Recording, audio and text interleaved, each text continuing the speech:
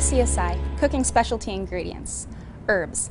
This educational video for the Hospitality Education Foundation of Georgia has been made possible by a grant from the Specialty Crop Block Grant Program at the U.S. Department of Agriculture and funding from U.S. Foods and Dexter Russell.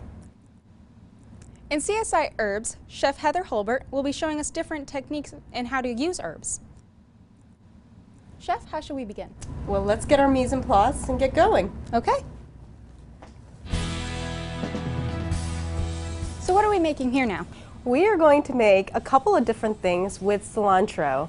I think herbs tend to be underused, and there's a lot of different uses for it besides just a garnish on a plate. So what we're going to do is we are going to make cilantro puree, we're going to make cilantro oil, and we're going to make cilantro pesto. So what you're going to do first is you're going to actually blanch it, and it's just a quick blanch in boiling water. You're going to shock it. Why do you shock it? To stop the cooking process? Exactly, and also to keep the color. Exactly. See, you're catching on. So go ahead, now that it's cooled down, you're going to pour it over the strainer, and we're just going to squeeze out all the excess water. So now, actually, if you want, go ahead and use gloves, because we are not going to be cooking this again. Squeeze it. Really squeeze. Yeah, see? See, look at all that water. You want to take all of that water, especially when we're making the oil. So go ahead and take all of that cilantro out, and I'm just going to have you just do a rough chop. It's just going to help in processing it. That's perfect. All right, I'm going to have you add a little bit of salt, a little bit of pepper. A little pinch. A little pinch.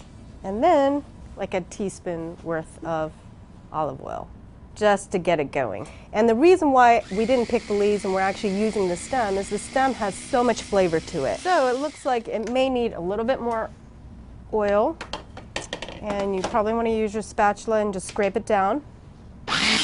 So go ahead and just scrape it down again, maybe clean the top off. It's looking pretty good. It is. Do you think it's done, or do you need it You know what, let's add a little bit more oil, because then I'm going to show you how to make the cilantro oil. Typically, when they think of cilantro that is really used in Mexican cooking, they use it in Asian cooking. Let's see the consistency of this. All right, now you've got your puree. Yes. So we're going to take the first half and actually strain it. And you want to strain it through a cheesecloth, which will catch all the pulp and any extra chunks of cilantro, and you're just going to be left with the pure oil. So in this case, we're just using a strainer, and I don't know, normally I don't even use anything to press it down. I just let it naturally do its thing. You're just left with just the coulis. See the color and the consistency. Yeah, just spread it out. And certainly you can process it even finer, so you're left with a really, really smooth puree. But in this case, I like the chunks. I like to be able to see a little bit of the chunks. A little texture. And the textures, exactly. Drizzle a little bit of the cilantro oil right next to it. Look at that beautiful green cilantro oil. Yeah. Perfect. Yay.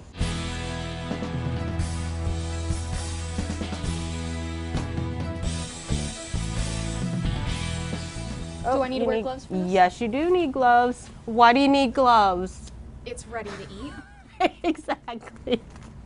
And the reason why we're not cooking this, or we didn't blanch this, is because I love the fresh flavor of uncooked herbs. When I clean cilantro, I give it a rinse 3 times. So I put it in cold water, strain it, do it again a second time, and then a third time. Just because it tends to have a lot of sand. Squeeze out all the excess water, give it a rough chop, and then we'll put it into the food processor. So what other kind of herbs can you use? A very good question, Sarah. Let's see, well, you know, parsley, like Italian parsley, they certainly use mint, even dill. I've done some with sage. Lots of varieties. Anyhow, go ahead, we're gonna add mint in addition to the cilantro. Go ahead and pick the leaves off.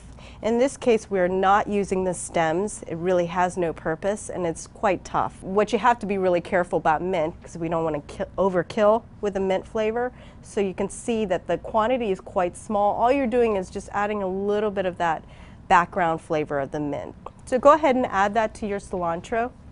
And then this is the fun part. This is where you get to kind of be creative. We're going to add some garlic, salt and pepper. Here we're using walnuts, but you can certainly use pine nuts, which is the traditional nut for pesto. But you can use pecans. You can certainly use almonds. Almonds are delicious. I'm going to have you add olive oil, and then go ahead and start buzzing it up, and then we'll finish it with some Parmesan cheese. All right, let's give it a taste, and let's look at the consistency on this. Would you like Taste to taste test. it? Yes, of course.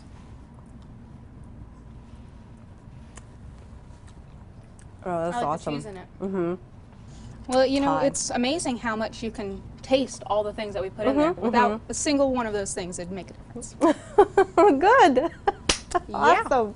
High five.